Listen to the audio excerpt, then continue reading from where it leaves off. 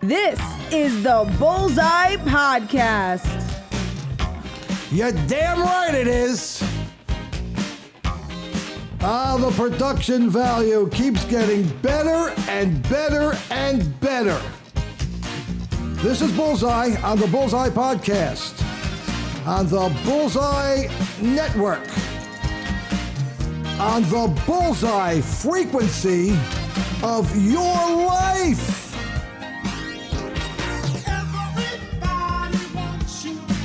Just when they think they have all the answers, Bullseye changes the questions. People say that I'm getting old, but that I look fantastic. And welcome. Give it up, baby, give it up. You still got the moves over there. Watch the head move, baby. Give it up. The head bump give going? it up. Oh, sorry. We have a show. The feet, nice. How we doing? Great. Summertime. The boys are all here. Angelo. Back again. Hey. Back again. Hey, Now he's called AFL Angelo. AFL. Oh, okay. All right. Yes. All right. And I forgot to introduce Ray, the man. Can you make how many 3-pointers if I gave you the ball outside? Out of how many shots? Yeah, out of 10. How many 3-pointers? I could hit 10 in a row on a hot streak, but if I just shot 10 right now, you can drain 10 in a row. I could do 10 or 14 in a row, but if I had 10 right now with no warm up, I could hit 4 or 5 of them. I'd say. From what spot on the floor? From the 3-point line. Well, from the top of the key, from the side? It doesn't matter. It doesn't matter. I'd say I need a 5-shot warm-up first, and then if I shot him now, I'm going 5 out of 10. When I get in my groove on the second 10, I could go 6 with nobody on me. You know. No, so what part of the? I'm a shooter, Angel. I could really shoot it. No, Ray can shoot, man. He shoots like Havlicek. Oh, I believe it. He's got the wrist action. He's all wrist. No, it's the wrist and the legs. Yeah, the legs. No, and I noticed you got to come out from the legs. Right, and I notice when you shoot, like the ball, like it starts here, and then the wrists kind of roll. You've got like a rolling. You got like a rolling wrist. Well, you know that rim is twice as big as the ball. That's a big rim to get that in. You know, so you got to shoot it so you're never short. You got to make because if you're short, you're holding back on the shot. You got to really release it. Don't be afraid to miss. Even if you're better to be long than short. I've never heard that before. That's what basketball players say to the shooters. Don't be afraid to miss. Yeah, exactly. Let it fly. Hey, we're talking AFL today. Why? I have no idea. I just thought we'd talk about it. Because why not? I'm an AFL guy, and if there was no AFL, there'd be no Super Bowl. Now, they were the inferior league for a long time, right? And they were like a joke early on, right? 1960, 62, 64. They got Namath, right? 65. Is that when they started getting serious? Well, they had some good teams. The San Diego Chargers. How do you know that they're playing against AFL teams? Jack Kemp and the Buffalo Bills. Yeah, but what do you judge it against? You're judging it against bad AFL teams. All right, relax. It was good. I liked it. I'm talking about early 60s. He's such a Green Bay Packer, NFL diehard. Well, we'll get into that, right? High top black shoes. That part of it when we play them in the Super Bowl. Joe Willie white shoes. Man, he brought the league to life. Is my impression. I mean, I lived through it. When he came in there, I was like 5, or 4, whatever it was. I mean, he was the guy, right? White shoes. He was the man. I'm looking for my notes, and I can't find them. What was the contract he signed? What was it like? How much? It was like the first $1 million deal? He signed for $427,000. That's right. $427,000. That included a Lincoln convertible. I think that was included. And an apartment, I think. Yeah, I think that was included in the 427. Oh, that was all in the 427? Yeah, I think so. Oh, okay. And he got paid out over time, or was that one shot? Might have been a little misleading. I think it was a bonus. A $427,000 bonus? I think that contract and the bonus, I think, right? It was like $427. Okay. I remember. Okay, that's big money for then, right? 20,000 was big back then, right? For a ball player to get. And then he would chip away with the endorsements, and he had Jimmy Walsh, which was a great agent of his, and that's when they started with the commercials, and especially right after the Super Bowl. Noxzema with Farrah Fawcett. He did Hamilton Beach popcorn. And I owned all of them. It didn't matter. I didn't even shave. I bought the hot shaving you were machine. a sucker. I mean, you were a fan to get all of them? Hell yeah. Okay. Joe Willie. Did you wear Joe Namath jeans? No, but I wore Namath Pumas. Pantyhose, right? I didn't wear pantyhose. Okay. No, that was Marv Albert. He bought those. He went for it. Yes. Marv. No, I had the white Pumas with the green horn. Oh, you were all in with Joe Willie then? Yeah, and then I had Clydes too. You know. Oh, you went with the Clyde Well, stuff. the Clyde, because they were at the same time, Clyde and Joe Willie. Now, I lose out on that because there was no Bart Starr shoes, or it wasn't a Bart. Like you got the jersey. That was about all you could get when that was your team. You got Bart Starr thigh pads. That's what you. The wristband, I think. The wristband. Yeah. Although Bart Starr was the beginning of the great lineage of Alabama quarterbacks, right? Starr, Namath, Stabler. Was there someone before Starr? Starr was what, 56, I don't know. Right? Or did he start it off? I gotta look that up. I think he was the first, star in the NFL. Star, Bart Starr. What a great name. Did Joe idolize Starr? Or did that I assume when you go to Alabama, there's that history, so everybody was, kind of. He was the first guy. Well, then the Stabler, then Richard Todd. I remember, if I can recall. My memory does stop in this in the '80s. So Namath kind of brings the league back into life, right? Around 65. So the teams, you felt like they were getting better by the draft picks or the. Well, Oakland always had a great team, and then I remember as a child, Oakland gave Oakland the Jets. You want to talk about hate? That was a rivalry. Yankees Red Sox was nothing compared to the Oakland Raiders. Ben Davidson, right? The mustache. Oh, he hated Joe. Yeah. I get this one picture. Namath is on the ground. He looked frail when he was healthy, Joe. You know what I mean? Like he was in shape, but he wasn't he was big. Ready to He was be like Peyton Manning is like a mule. You know what I mean? These guys.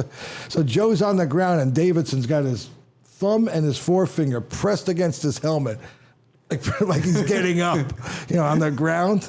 Right. No respect. They hated Joe, but they loved him at the same time because what he did for them. Right. Well, Oakland, you felt was not dirty, but they were like, I guess Tatum was after, but they were like a tough team, right? That was the. They scared me. They had Darryl LaMonica, the Mad Bomber. Yeah, he could throw for you. The Mad Bomber, right? Yeah. Right? Number 3, right? Number 3 for a quarterback. And he threw to Warren Wells and Fred Biletnikoff. He had the stickum stuff, right? Fred Biletnikoff. I don't know if the NFL he was had loaded that stuff, with it. But it was like you could see his hands was gushing with this glue, Right. So 69, that's how far I go back. And I hate to tell you, one time I can remember the entire Jet team. Right now with the pressure on and the record button on, I don't know if I could challenge myself. But Boozer and Snell, and Maynard and Sauer, and Texan Pete Lamons is the tight end, and John Schmidt is a center, and Randy Rasmussen. Oh, you're getting him. Winston Hill. Winston Hill with the high Dave tops. Herman, who shut out Bubba Smith in that Super Bowl, and Bob Talamini. Holy smokes, you got them all. Okay, that's the offense. And the defense had Verlin Biggs. Oh, he was on this? It's top of my head now. John Elliott. Remember him? I remember. Paul Rochester. Yep. And on the outside, number 81, Jerry Philbin. Oh, yeah. He was the star, right? Right. Yeah. And I think the defense had Larry Grantham, Al Atkinson, and Ralph Baker. Wow. Nice. Now you had Johnny Sample was a free safety. You had Jim Hudson. Yeah. I probably forgot one. Johnny Sample, Jim Hudson, Cornell Gordon. I forgot one. Randy Beverly, number 42. Oh, yeah, I remember. Who got an interception in Super Bowl III. Well, they both did. Sample did. And now back up a few years. Now the merger happens, right? Angela, are you into this like you were with the USFL? Yeah. History, like get into that, like this merger. I know it's been in the works for a few years before it happens, right? Like, how does that lead up? Like, talk about that.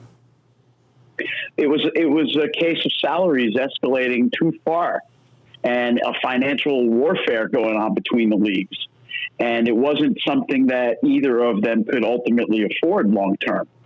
So it was in the best interests of both leagues to come to some sort of agreement, and most sensible people agreed with that, except for one guy who was just named commissioner in '66 of the AFL, and that was a guy named Al Davis. And Al Davis's plan was, we're going to war now. It's amazing. And so, go ahead. And so after Al Davis declared war, that's when the other more sensible thinkers in the AFL hierarchy and the more sensible thinkers in the NFL hierarchy started getting together behind Al Davis's back and came to this agreement. So Al Davis actually, when the merger was announced, was blindsided by it, and also was very embittered by it. And obviously he stepped down as commissioner at that point. and went back to the Raiders and pulled his coup there. And when was that announced? When was that? Because it took a few years for it all to happen, right? By the time they agreed to have it happen? So they announced it in 66, Okay. and it with a 4-year plan to put it into place for 1970. Okay. So they eased into it with the two leagues playing each other in the Super Bowl. Is that basically it? They kind of got... Yeah, and they merged their draft as well for like 3 years before the merger. Okay. So there was a common draft once the merger was announced, even though they weren't competing against each other on the field outside of preseason games. Now, the NFL looked down upon the AFL, right? I mean, when now the Packers, play the Chiefs, and didn't the AFL have sort of inferiority thing going versus the NFL, or at least the NFL thought so? Is that accurate?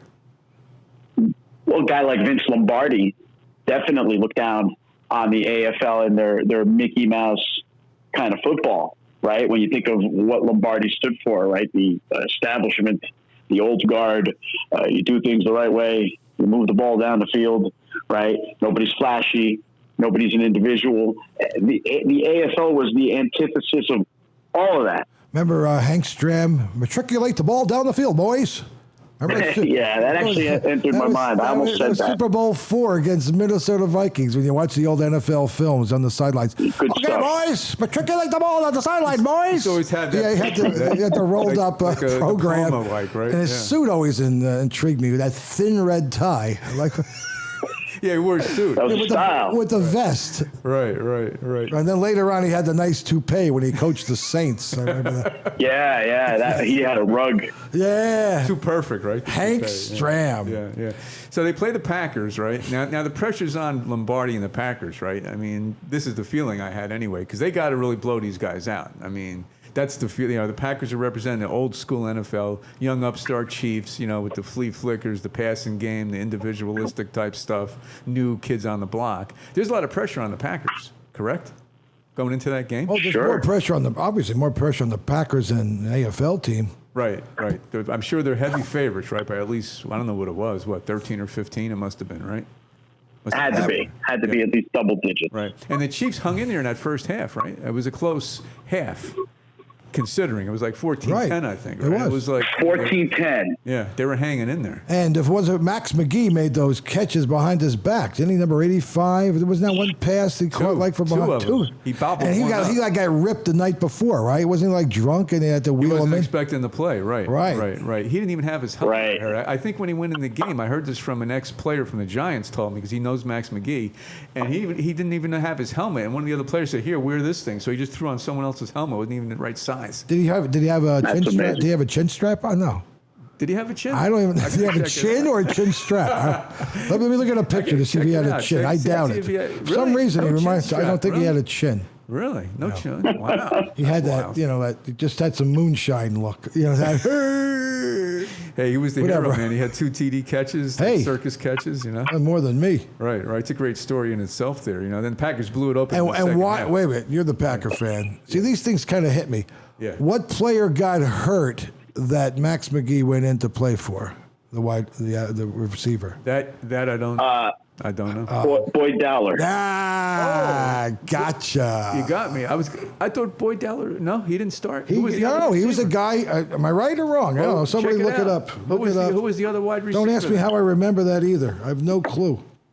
Was that? I mean, it makes sense. He was the wide receiver. Yeah, he was number 86, wasn't he, or something, Boyd Dowler? There's 2 wide receivers, though. You sure that was the right one? I think Boyd Dowler was the guy that... I think I've heard that. I think I've heard it. Yeah, I think you might be right. Yeah. Absolutely. Yeah. Hey, here's a trivia question. A Bullseye history question has to do with the AFL. What 2 Super Bowl champion players and coach won 2 Super Bowls as a player, an assistant coach, and a head coach?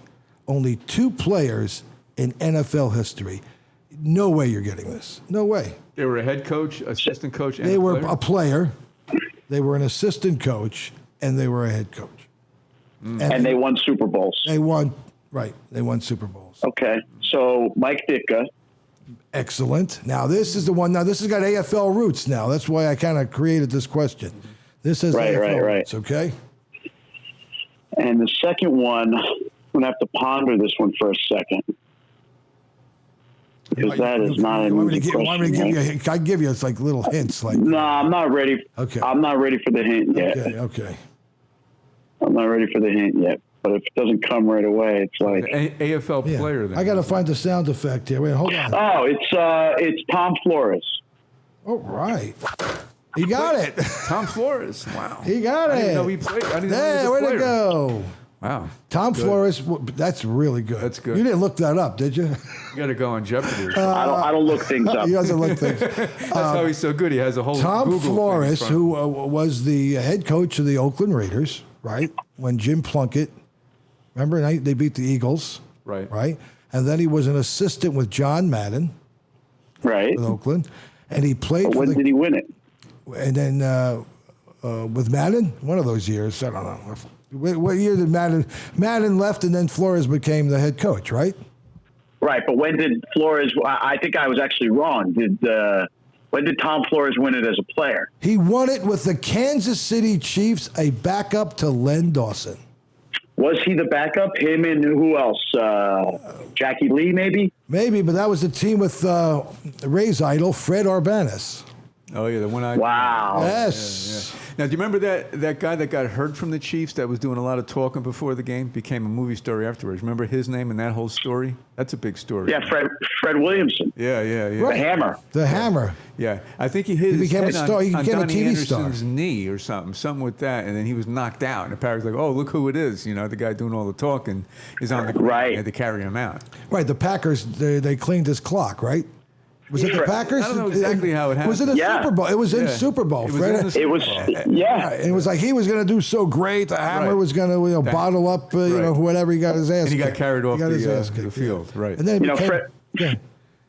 Fred Williamson was known for being a talker, right? Right. Yeah. If you remember, Fred Williamson was third guy in the booth on Monday Night Football in the mid-'70s for about 2 or 3 preseason games. Yes. And he was so horrible that they let him go before the season even started. And he was so embarrassed by that to make himself look good. He was saying that it was because Cosell was threatened by him in the booth and that Cosell was a racist, he said. Wow, he said that. And nobody took him seriously because, Cosell was not, right, knowing his position all those years as a reporter on the side of the black athlete, right? So that kind of blew up in Fred Williamson's face. I don't even think there's any tape that exists of Fred Williamson as a Monday Night Football announcer. And then I remember he used to be on all those ABC movies, like those... remember the action movies? Remember the action movies? Yeah, right. Did he do smokes thin cigars? And he used to be on a cigar commercial. Was it El Producto? Fred the Hammer Williamson. I think he was in those. I remember that. He even made the Hollywood Squares. This guy. I remember. That's how. Hey, here's a name for you: Lance Alworth. He was the golden boy, right, from the Chargers? Is that it? Not to be confused with Lance Rensel. Right. Right? I always get confused. They look the same, and they both wore number 19, didn't they? I think so. Yeah, I thought so. And Lance Alworth, though, one of them had issues, right? Like later on. I think that was Rensel. Rensel had that was Rensel. He had major issues. Alworth was like he was like Fred Bilentikov quality, right? He was like unbelievably great. Well, he was a long ball guy. Bilentikov was over the middle. Long hair in the back, I always figure, with his long strides. John Hadel, number 21, running Sid Gillum's offense. He was a gunslinger. Yeah. Right. And then great coaches came out of that. Sid Gillum was with Paul Brown. Paul Brown worked for Sid Gillum, right? And he created that air offense that Don Coryell then took to San Diego with Dan Fouts, Air Coryell. And that all came from that. He took it to St. Louis first. Right. Now, do you remember that? when George Blanda had all those comebacks? Remember that thing? And there was like 5 straight games where he would kick the field goal, drive the team. He would come in like in the fourth quarter. It was crazy enough and replace LaMonica, and the team would come back. They beat the Chiefs, I think, twice. And then he would kick the field goal from like 49 yards and win it after driving the field. And when he got in, he never had to scramble. I don't know what happened. Like everything fell in place. He dropped back to pass 4 yards and throw.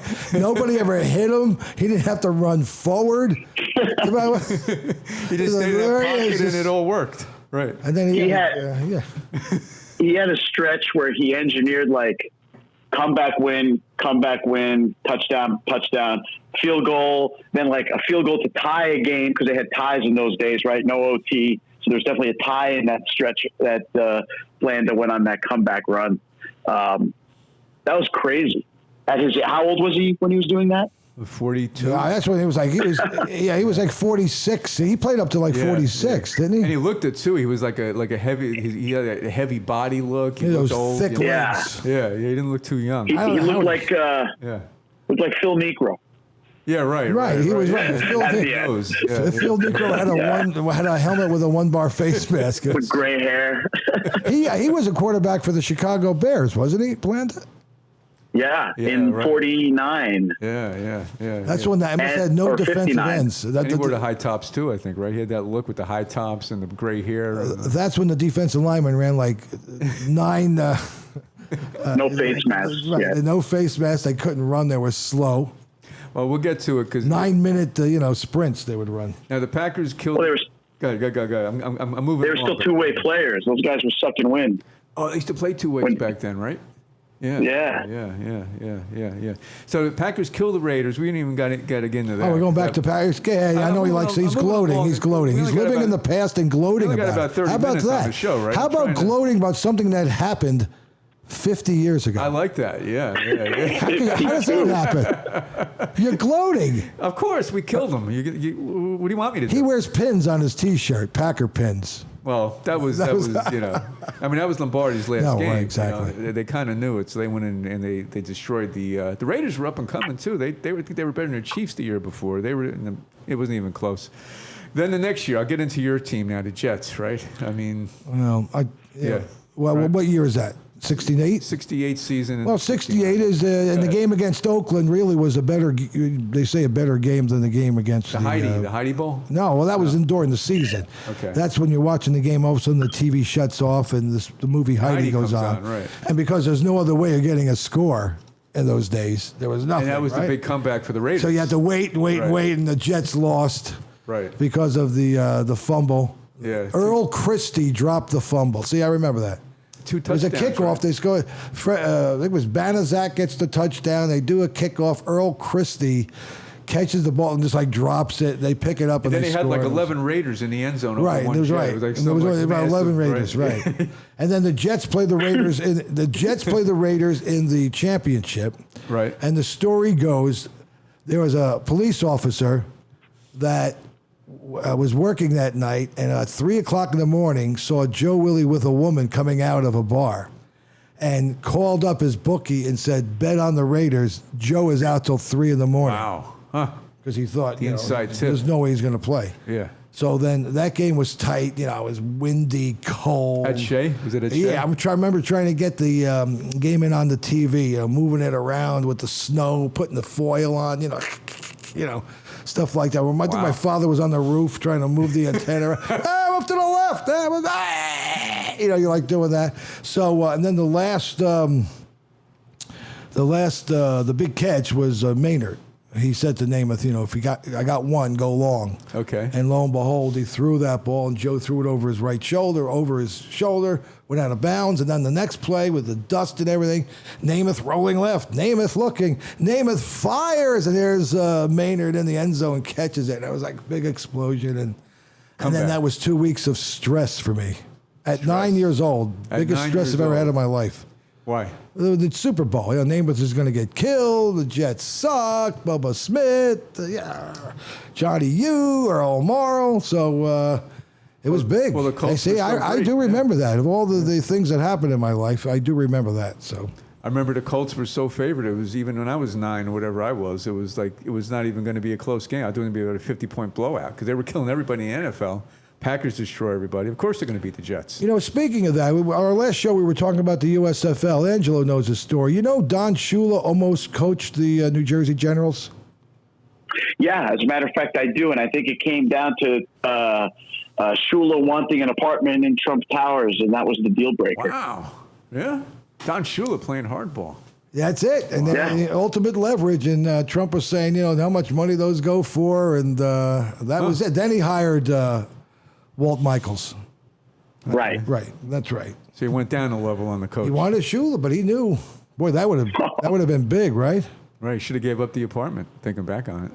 Right? Well, those are, that's what happens. And then, of course, you know, the first black quarterback in the AFL, you know who that was? I don't. Marlon Briscoe. That's right. Denver Broncos. Marlon Briscoe. Yeah. Oh, okay. I want to say like 1968, 67, around there. Yeah. Well, I think it's a little bit later than that. I have to check it out. Maybe we can Google that. But he was a running back and then a quarterback. So he became the first. Broncos. Right, for Was the he Broncos. the first black quarterback ever? That's officially the first black quarterback ever because he played the position. Yeah. Okay. Didn't know that. Right. AFL breaks. Hey, and then, you know, I think, was it Gilliam with Pittsburgh, right? Was there like one of the first five, right? Early 70s. Junior Gilliam, remember his name Junior, right? And then that's when Brad. Joe Gilliam. Joe Gilliam. Junior Gilliam, they call him. I think it's right. And that's when Bradshaw was drafted, and they had Terry Hanratty. Right. And that's when Bradshaw had a lot of problems, right? In the first few years. Hanratty. Yeah, he lost his job. Right. Yeah, right. They kind of platooned, didn't they? I think. Or, right. He platooned, and then Gilliam was playing too. So some of those things. Right. So that's some facts. Marlon Briscoe. Now the Jets guarantee victory, right? Joe Willie guarantees it, which really doesn't mean anything, right? Because anyone can guarantee it. He just now they can, but it was a big thing in 1968. Nobody spoke out of line in those days. Right. And now it's like good me. I'm cursing people out. Now you're gloating over the Jets now. Well, I mean, you brought it up. That's about it. And my gloat meter. What other Jet years could I gloat about? Well, that's about it. No, I love it. That was a close Ange game. is a big Jets fan, right, Ange? Come on. I am. That was a close game, though, right? That was a close game, but the Jets were in control, you felt, even though it was, like within a 1 touchdown or 10-point game. It was like kind of a boring game, wasn't it? It was kind of like a trudging down the field. The Jets opened a lead up, then it was Johnny U comes in later on. I don't know. It just had a boring feel. What do you mean, the Super Bowl? Yeah. Well, no, the Jets, they ran the ball. Namath didn't throw the ball the entire fourth quarter. Okay. Right. All right, and Jim Turner really was a star at that. I mean, he hit every field goal. Okay. And Lou Michaels, Walt Michaels' brother, was the field goal kicker, and he's the guy who had the discussion, the discourse with Namath at that club, and he missed like 2 or 3 field goals. Okay, right. So I mean, there was a lot of chances for Baltimore to win the game, and Earl Morrow missing on the long bomb to Jimmy Orr. Remember that flea flicker play that worked against Cleveland? He didn't see him. And it was waving intercepted. His hand in the end zone, right? He was waving, right. He threw under. Right. Earl Morrow sucked in Super Bowl He had a terrible 3. game, right? Yeah, right. But he made up for it, right, with the Dolphins. I guess so. What was it, 16-0, right? Johnny U comes in, drives him up the His field. arm was like But bad. He was throwing rainbows. Yeah, he was throwing rainbows. He got lucky, I guess, for that first drive up the field when he came in. But I used to hate Tom Matty. I don't know why I hated Tom Matty. What makes somebody hate Tom Matty? Why? I don't know. He was just like... The garbage man, right? Was that? Yeah, it was just... He was a good runner. He was a good catcher, receiver. I don't know. I guess you just... Well, it was on the Colts. Tom Matty? Oh, that's why. Okay. But why Tom Matty? Well, you know what happened? Because he was good in that year, and he talked a little bit, too. I think he was a little bit cocky. But when you watch the Super Bowl highlighghts, it seems like he ran for 9,000 yards. He's 15, 10, runs, 10. I remember. How did they win the game? Right. But somehow they won. And that was it. Who scored the Colts touchdown that day? Oh, that's a good question. Wow. Don't even know. Not Bobby Richardson, right? No. No. Johnny, the tight end, John Mackey? Nope. Nope. Right. No. Do you know Andrew? Why don't I know this? I do. Who was it? Running back Jerry Hill. Jerry Hill, right. Number 45. Okay. I think. Yes, 45. Tough question. That's You'll stuff everybody I with remember that. Right, because you forget their touchdown totally. What are other Jet memories you have? Like, of course, it's the sack exchange, right? That was your groove with the Jets? I would say that's when that cemented me being hooked right around that era, right? I was already sort of a Jets fan from the late 70s after, like, the Cowboys and Steelers started to fade. And then the Jets started to get pretty good, and they were on every week. And so then I just gravitated to the Jets. Right, because of Monday Night Football and Namath and the movies and, in those days, rather, I'm sorry, the Namath is gone. But, yeah, they were on a lot, and they had the Gastineau and, Joe Klecko, and they had a good team. Just to give you a sense of how I remember Namath's career, I really only remember watching him play live one time, and he was a Ram. Right. Oh, don't get me started. That was one of the saddest. That was one of the saddest days of my life. Jets against the Bears, Monday Night Football. Joe could barely walk, never mind play. It's a slick field in Soldier Field, and Chuck Knox, who I never forgave after that. Joe is in, and he pulls him out of the game. I mean, Yeah, well, he threw 5 picks. He threw like 5 picks, and it was ridiculous. And Joe's walking off. Joe's walking off, hunched shoulders with a blue Rams, he didn't look good in that like uniform. a raincoat. Remember they would wear raincoats. He didn't look good in his that. head was down. And he's probably going, "I'm out of here." He had it. That was it. Good way to end it. And right before that, he was on the Brady Bunch. He was on Sonny and Cher. He was on every show in L.A. Variety circuit. Oh, right. And then he went to L.A. And that's how he started getting. That's why he went to L.A. so he can to Hollywood? further his acting career. Okay. And that's it for the Jets, right? After the sack exchange. After Joe left, who cares? they've Sack had exchange such a were bad good. run. And I mentioned the other day, I liked the teams Parcells had. They were exciting. They were spotty, right? I like the Parcells teams. Yeah. What do you remember about He them? didn't stay long enough. Well, yeah, I never understood that, and it seems like he had a problem with every owner he went to that he wanted more control, right? And then he winds up going to Dallas where he has no control. Right, but in the meantime, he alienates Bill Belichick from the Jets organization, and Belichick leaves and goes to New England. Now, aren't the Jets hire Al Groh? Al Groh. Who is worse, Al Groh or Rich Kotite? That's the question. Who is worse? Well, that's what I'm getting into. Aren't the Jets sort of like the joke of the league now? All right, stop it now. Okay, enough. I mean, see, somehow every time I talk to him, he always winds up going, by the way, weren't the Jets like the joke of football? I mean, all these Jet fans, every year it's like, oh, here we go again. You have the high hopes the first game of the season, then they're like 2-7 again. It's like every year is the same. And then you guys are like, oh, this sucks. I hate. Well, Leon Hess, he was loyal to a fault. I remember the news conference when he was going, and we hired a great coach. He's a Jet. He's part of the Jet family. He's part of the Jet lineage. His name is Rich Kotite. The best line was, I'm 138 years old. I want to win now. So I'm hiring Rich Kotite.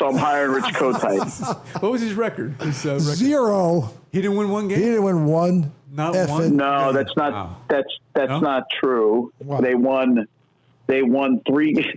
They were 3-13 the first Kotite year. Right. The second year, they won one game. I'm sorry. Wow. Okay. That's so bad. They beat the Arizona Cardinals. Right. In like week 10. Oh, they didn't go 0 wins then. For some reason, I thought. They didn't go. They didn't go 0 wins. They won one game that last Kotite year before Parcells and Boomer Esiason was on the team then. Oh, he was on then? I think so.